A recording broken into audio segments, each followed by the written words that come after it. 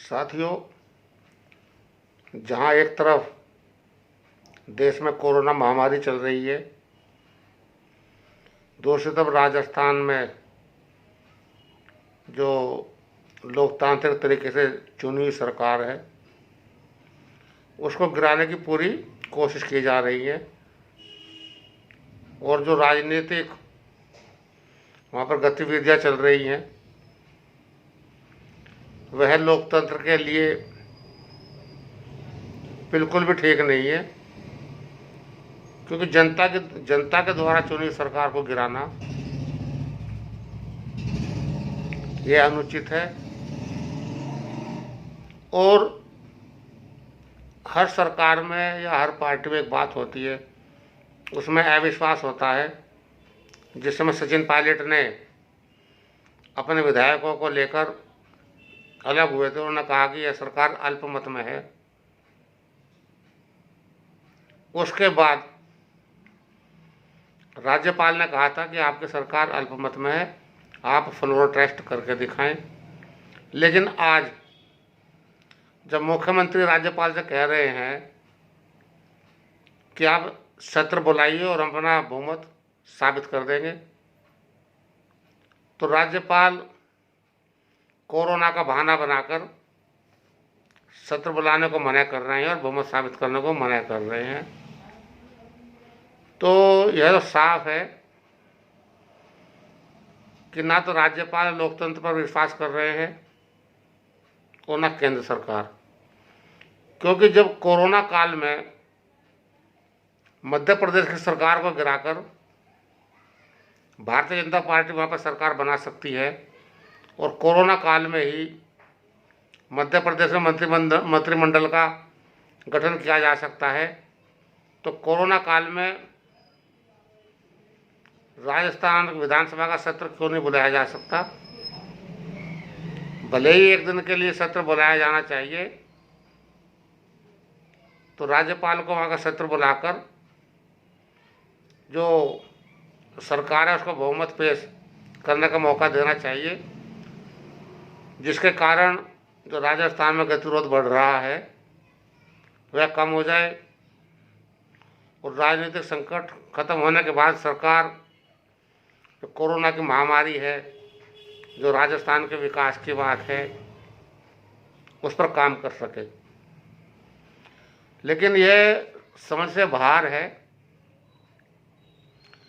कि जब मुख्यमंत्री अपना बहुमत पेश करना चाहते हैं तो राज्यपाल को ऐसी क्या मजबूरी है कि बहुमत पेश करने के लिए सत्र बुलाना नहीं चाहते हैं।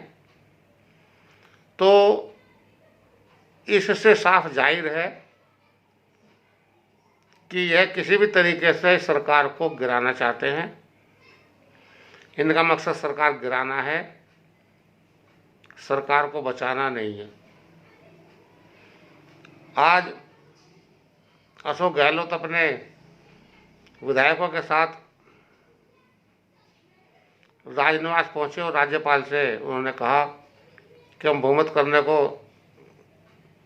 पेश करने को तैयार हैं, यदि आप सत्र बुलाइए। लेकिन उन्होंने कोरोना का बहाना बनाकर साफ मना कर दिया।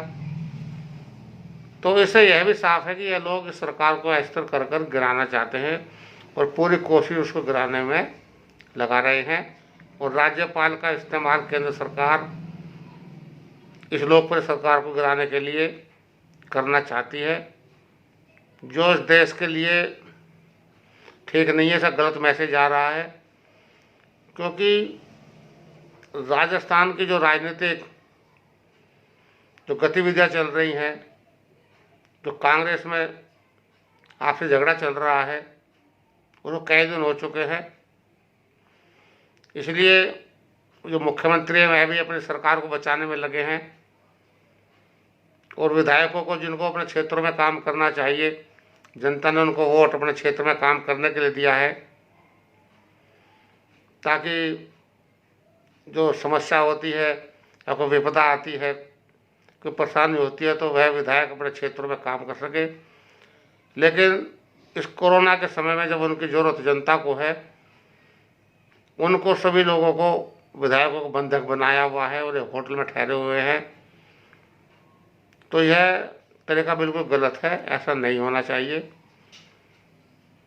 तो हम लोग तो चाहते हैं कि जो गतिरोध है उसको ख़त्म किया जाए और वहाँ की सरकार को बहुमत पेश करने के लिए राज्यपाल को न्योता खुद ही देना चाहिए।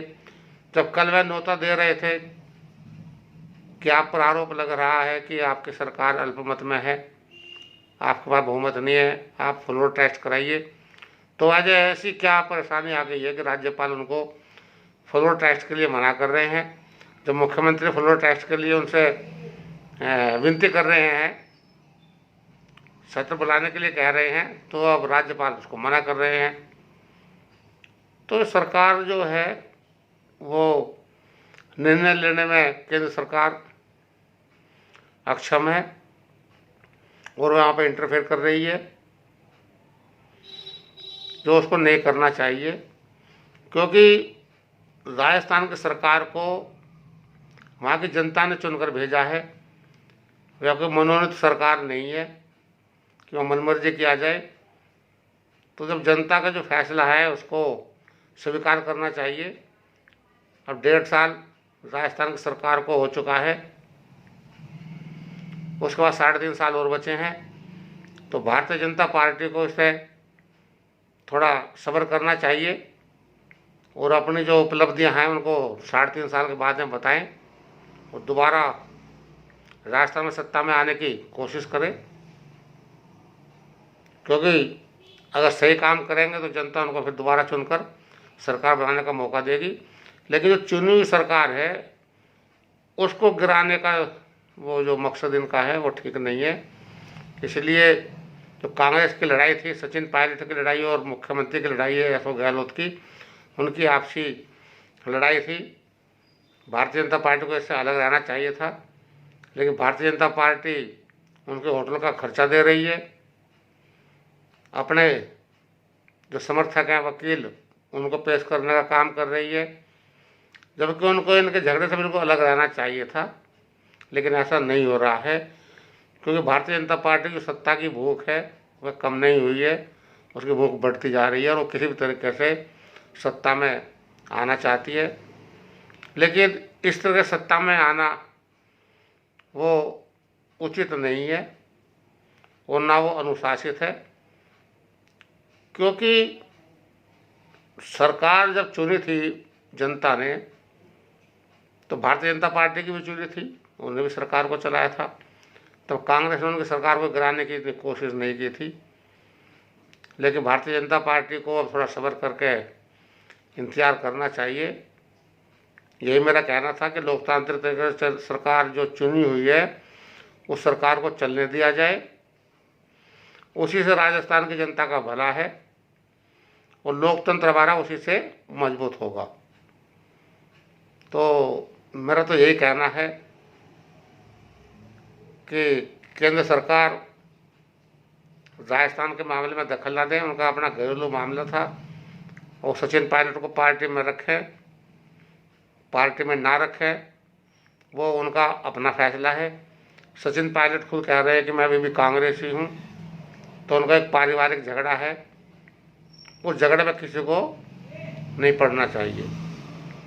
तो मैं इसी शब्दों के साथ में अपील कर सकता हूँ